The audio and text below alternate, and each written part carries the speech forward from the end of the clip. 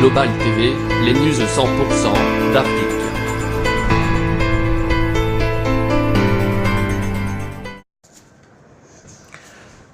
Heureux de vous savoir si nombreux, d'être connectés sur notre chaîne Global TV régionale. Merci encore à tous les peuples du Congo, à tous les peuples africains. Merci encore de nous suivre encore sur notre chaîne. Alors nous vous demandons de vous abonner. Abonnez-vous massivement, invitez les autres afin de contribuer et de nous soutenir dans notre démarche que nous sommes en train de parcourir. Alors aujourd'hui nous sommes arrivés dimanche 24 février 2019. Nous sommes sur notre émission Commune et Constat. Commune et Constat, c'est notre émission qui fait de telle sorte que nous puissions vous donner un peu les inquiétudes du gouvernement, les inquiétudes des peuples congolais, les inquiétudes de nos communes, bien entendu, les inquiétudes de toute la population et un peu les activités de la population qu'ils ont entrepris. Alors, merci beaucoup encore une fois de plus. Nous allons rentrer tout droit dans notre sujet de ce soir. Notre sujet de ce soir s'intitule le recyclage de bouteilles d'eau minérale. Le gouvernement vient de faire un constat amer et le gouvernement vient de monter au créneau. Le gouvernement a constaté qu'il y a un problème qui commence à gangréner nos cités, nos villes et nos communes. Alors, quand vous arrivez à Brazzaville, à Pointe-Noire, à Dolisie, à Nkaï, à Ouesso, à Mosaka, dans nos grandes villes, vous allez constater que les bouteilles d'eau minérale inondent nos surfaces.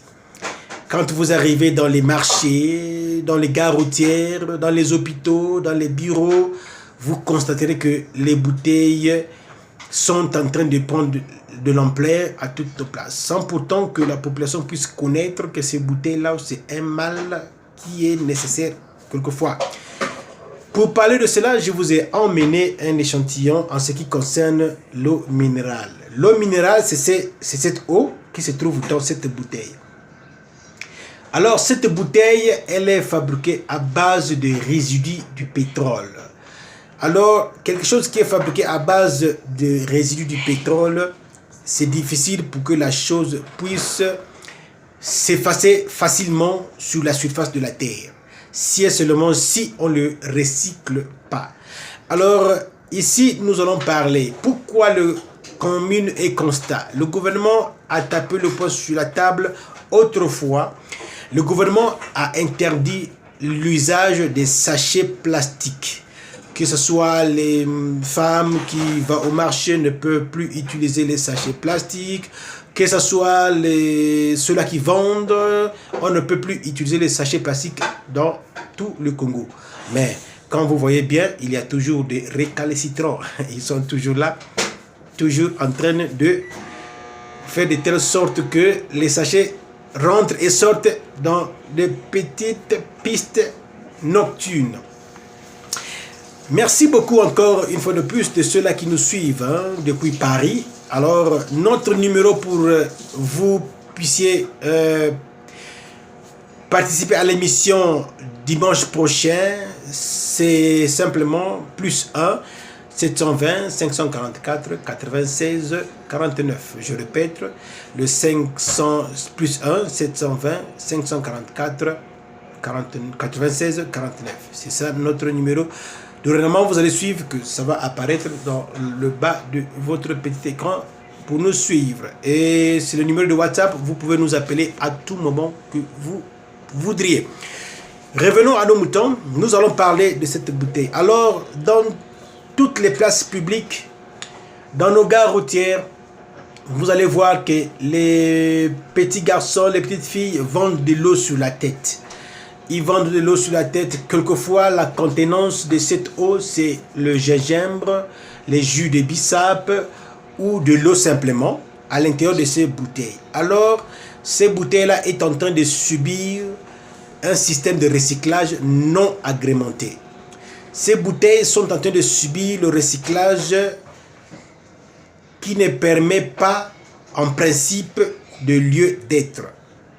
Alors, en ce qui concerne ces bouteilles, vous constaterez avec moi que ce sont des bouteilles qui sont jetées par toutes les surfaces, en Afrique, un peu partout, précisément au Congo, dans notre pays. Alors, je parle ici de ceux-là qui font ces petits métiers, hein, les petites mamans, les petites filles qui font ces petits métiers, qui vont dans les marchés, l'eau sur la tête, maza. Ils ramassent ces bouteilles en plein air. Quelquefois, ces bouteilles sont parties dans des endroits très malsains. Quelquefois, ces bouteilles sont jetées dans des hôpitaux.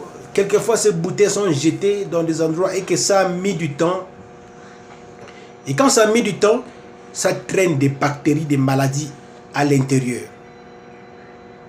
Alors, exactement, c'est là où la santé publique, le ministère de la Santé publique, s'est monté au créneau, a décidé de faire une audit en ce qui concerne ces bouteilles. Mais vous pouvez monter au créneau, vous pouvez faire tout ce que vous pouvez faire, mais si le mal n'est pas enraciné, si le mal est bien enraciné et qui n'est pas soigné dans la racine même, c'est difficile. Parce qu'au niveau de Pointe-Noire, Brazzaville, Dorizy, nous trouvons qu'il y a des petites entreprises, des petits grossistes, en fait des grossistes qui utilisent ces bouteilles et qui les revendent encore. Et quand ils les revendent, ils ne prennent pas soin du recyclage. Quand je parle du recyclage, c'est le recyclage agrémenté. Hein? C'est le recyclage aux normes internationales.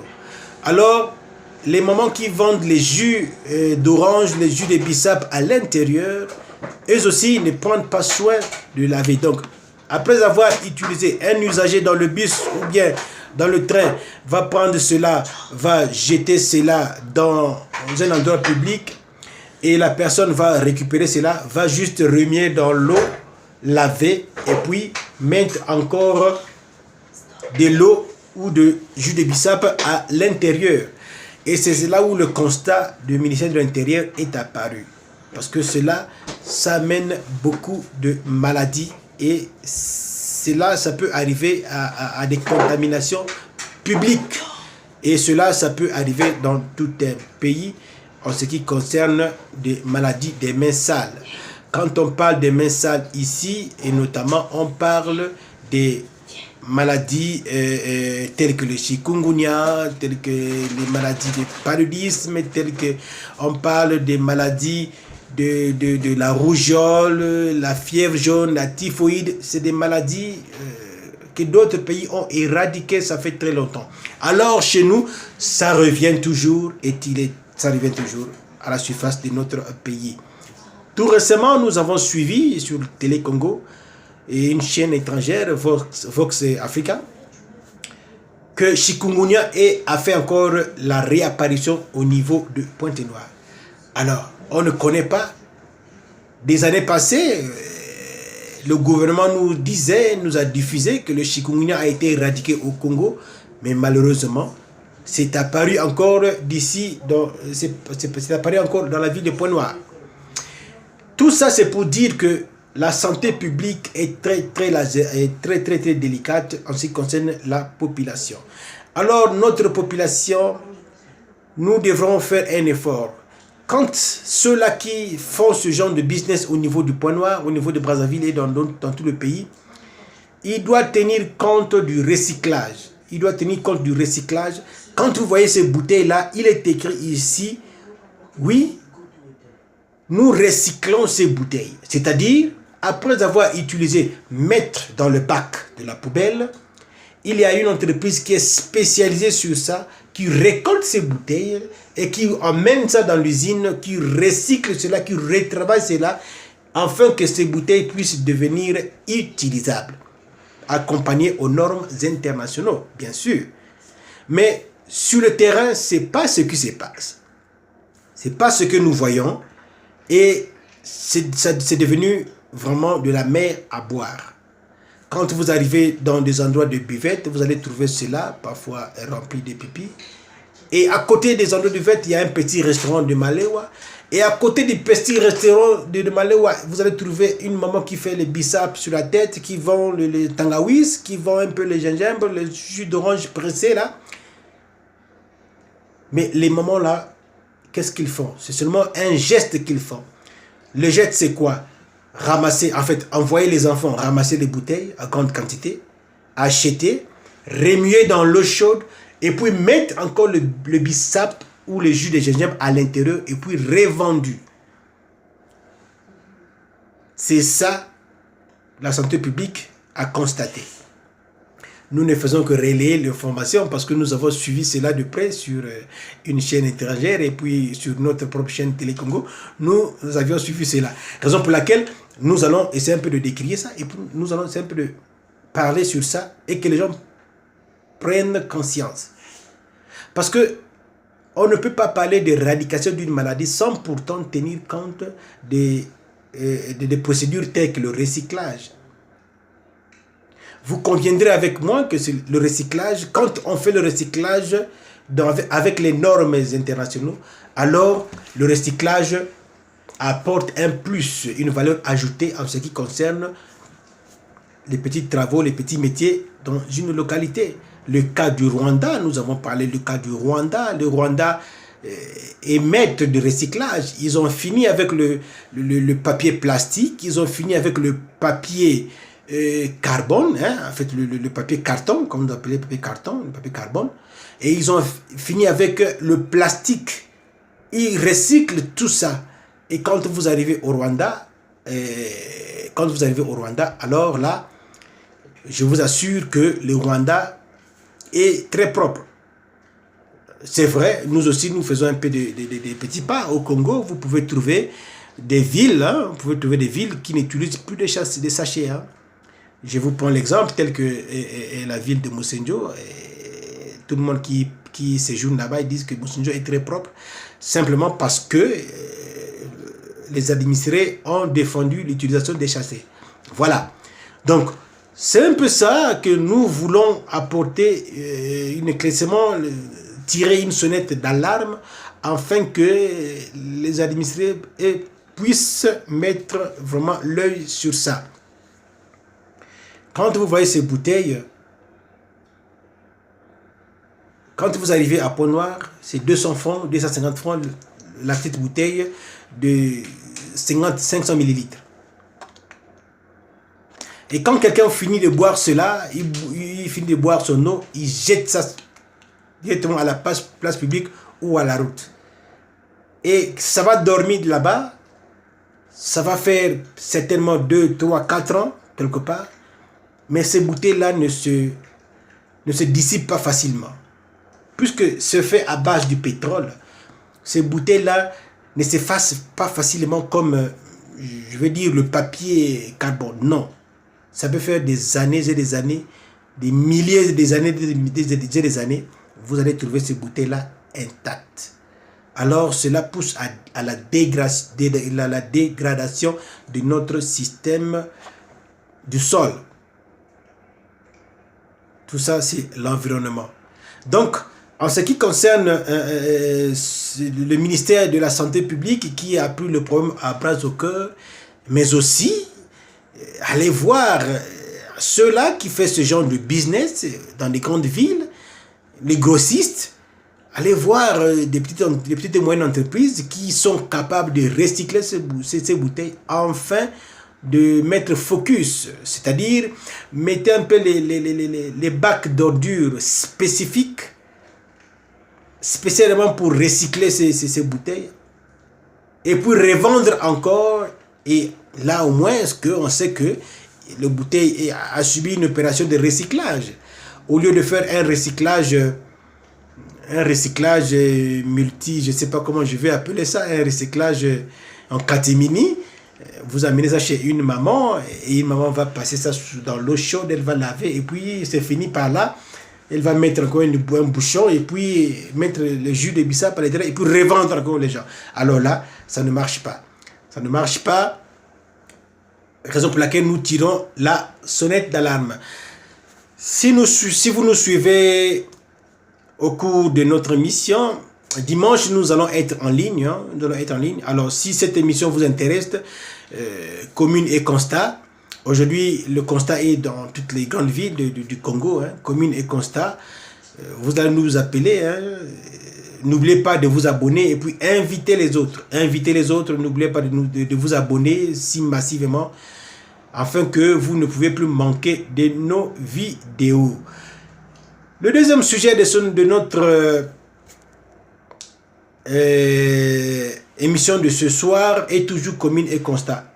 Là, présentement, ça concerne la route nationale numéro 2. Sans oublier que la route nationale numéro 1, ça part de Brazzaville de Pointe-Noire à Brazzaville.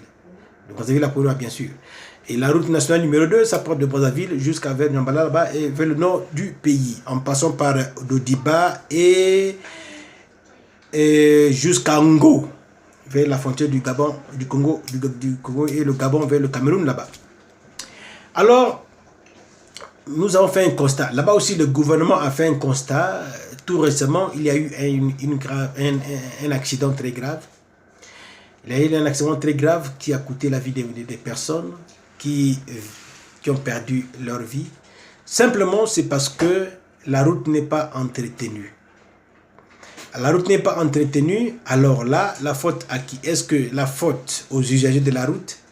Est-ce que c'est la faute du ministère de l'entretien routier, ou c'est la faute des entreprises qui ont entrepris le travail de cette tronçon de route?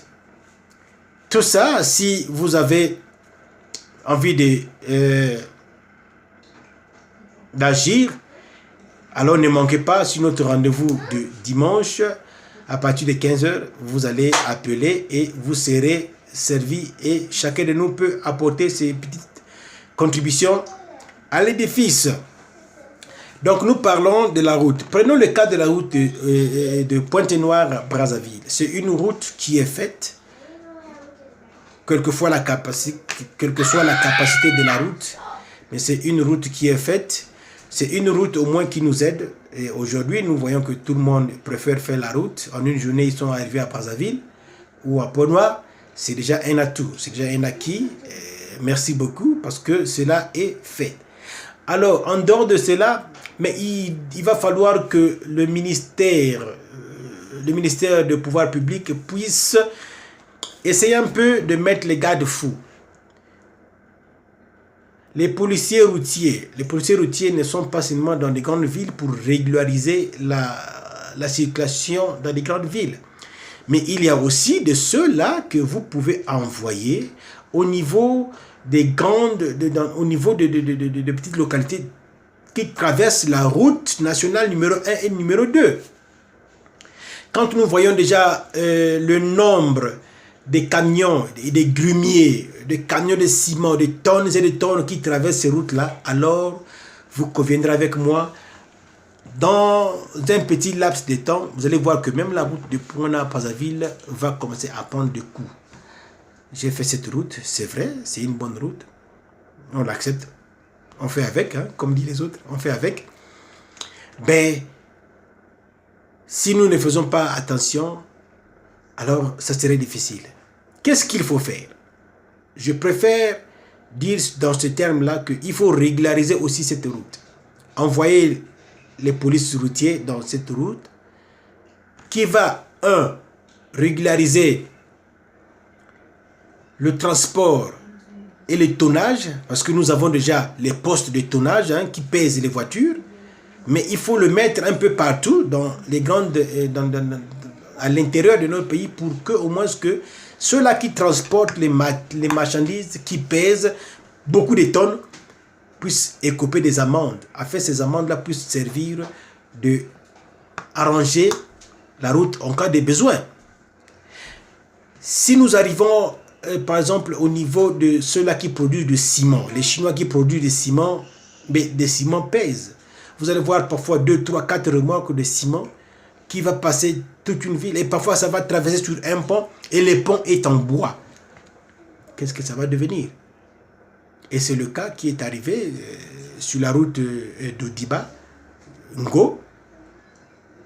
Un camion Mercedes qui était très chargé, beaucoup de tonnage, n'a pas pu survivre, a fait un accident grave.